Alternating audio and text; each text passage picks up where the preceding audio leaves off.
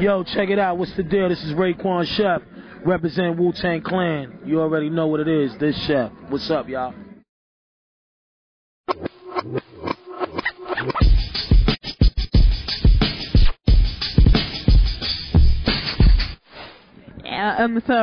Welcome here, and I already saw your performance. It was very good. And I wondered which performance you'd like the most, your own performance yesterday or the one with the Wu-Tang? I mean, I can't really say I don't like whatever I did because I think I did a great job. But at the same time, I love getting up there with my crew. So I would say both of them. Both of them was great jobs, though. Great jobs to fulfill. Of course it was. So you also went to the Frauenfeld Open Air in Switzerland for a few weeks ago, and I guess it was huge, 140,000 people there. So what would you say is the difference between Swiss hip-hop fans and the German ones? I don't really see a difference. I mean, I just see people that love music, and I see people that represent real hip-hop. So it's really not a difference.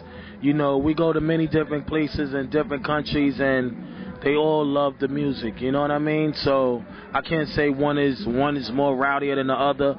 I mean, every time we've been coming to Germany since the early '90s, so Germany already is solidified hip-hop to us. And Zurich, Switzerland, they've been representing as well. So I can't compare. They both was hot. Okay. I heard that you will release a new album, Shaolin versus the Wu-Tang, I guess it was. Yeah. So what can you tell us about it? Some nice little details. Well, it's another album coming from a Raekwon's collection. It's called Shaolin vs. Wu-Tang. I felt like that was a hot album title. I think a lot of the Wu-Tang fans is going to go check it out and want to see what it's about. But it's another hardcore album. Nothing but that Wu-Tang sound and music. Something that you can say you can have as a collector's item. It's not like it's a beef on the album, Shaolin versus Wu-Tang. It's really Shaolin versus Wu-Tang, but they both won. But, it's just something that people is going to be able to relate to. And it's a hot album, You're going to get 15 solid tracks. Nothing but pure energy. You're going to have a couple of the Clan members on it. I might have a few special guests up there that nobody knows who's coming yet. And Raekwon, I'm going to get busy on it. You know what I do. And what is your relation to the same titled movie? Say that again? What is your relation to the Kung Fu movie, which has the same title, the Shaolin title? Yeah, it is actually a karate flick called Shaolin vs. Wu-Tang, which is a good karate flick. I think a lot of people, they go check it out. They're going to like it. But, we grew up on them. We grew up on watching karate flicks since I was probably 10 years, 11 years old. That was something that we wanted to do when we came home from school. We wanted to get that peanut butter and jelly sandwich and sit in front of the TV and check it out. And it was a good movie. Shaolin vs. Wu-Tang was definitely a good movie. So that definitely inspired what we're dealing with right now. And like I said, you're going to hear a lot of things from the movie inside the record, and it's going to be hot. It's a solid record. Like I said, I feel good. Only Built for Cuban Links Part 2 put me in a great space, so I'm just trying to keep the hip-hop rolling for Wu-Tang. Keep that flag high in the air, Okay, you've been in the business for a couple of years, for many years, of course, and do you think that hip-hop is still the same, and your role in hip-hop is still the same, or did it change? I think, it definitely changed a little bit because we getting older, and, we have kids now. Before when I came in the game, I didn't have any kids, you know what I mean? But now, I have a family, and I have to balance out family, parenthood, outside of being a hip-hop or hardcore MC, So I would say it changed, but my drive and my passion for making hip-hop music hasn't changed a bit. I still love it. I love to get out here and perform in front of the people. I love to go to different countries and, just see the people and give them what they want from me. So I would just say that changed. Far as growing up as a young man to a grown man now, So, but I still love hip hop. I mean, you gotta love it. It keeps you young. Yeah. And you, as a Wu-Tang-Clan and as a solo artist, influences many generations of hip hop fans. And do you think the hip hop fans need people like you? Of course. I mean, you know, we consider the veterans in the game, and you know, I look at that as a medal. I look at that as me putting in my work through the years, you know what I mean? At the end of the day, I wish all these young artists, you know, the opportunity to get as far as we got in the game, far as through the years, you know. It's not easy to be in the game for 15 years and still have that same recognition. So for me, I just salute all the people that's doing their thing now. Shout out to all the young German cats. You know, the hip hop side out here is starting to grow even more. I keep my ear to what's going on, you know what I mean? And it's just a great feeling to be here still. And I think the key to being here is just to live it. You know what I mean? I really feel like I lived hip hop. I love it. I've been there. You know, it did a lot for my life, and I'm still here doing it, shining.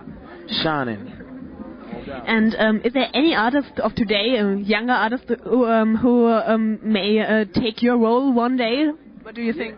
I mean, you know what I mean? After a while, I may get to a level where I can't do it no more, but that's why I established my own company called Ice H2O Records. So we constantly looking for different artists to put on, and, you know, one day Ray may give it up, you know, but I still want to go on tour and have fun. But, I mean, I just look at it as I'm going to do it as long as I can.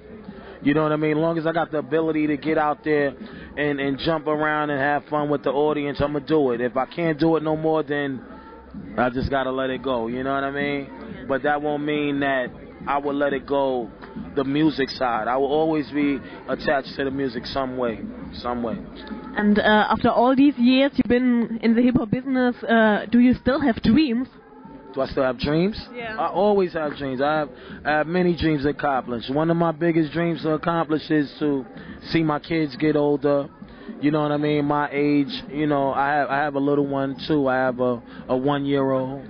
You know what I mean? A little girl.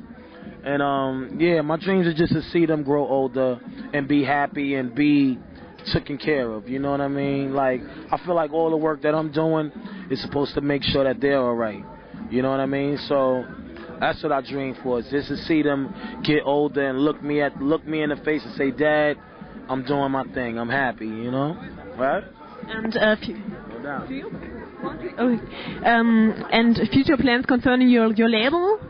Yeah, we just staying busy, you know. Right now, you know, I have CNN, Capone and Noriega on my label, and their album just dropped July 13th. Go pick it up. It's a hot album. It's considered a real great album for hip-hop, for hardcore music, and we got more things lined up. Like I said, the Wu-Tang-Clan, Shaolin vs. Wu-Tang, that's coming out. You know, that's probably going to come out later within next year.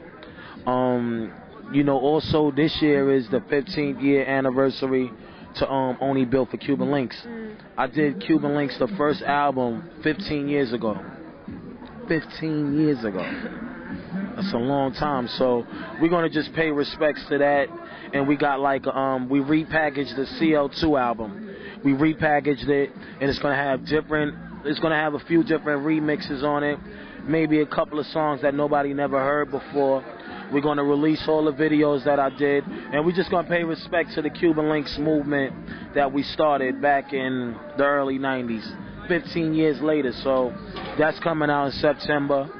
And like I said, I'm gonna be keeping y'all posted. I'm gonna be on Twitter, of course, and you know, all the social networks. I'm gonna be there letting everybody know what's good.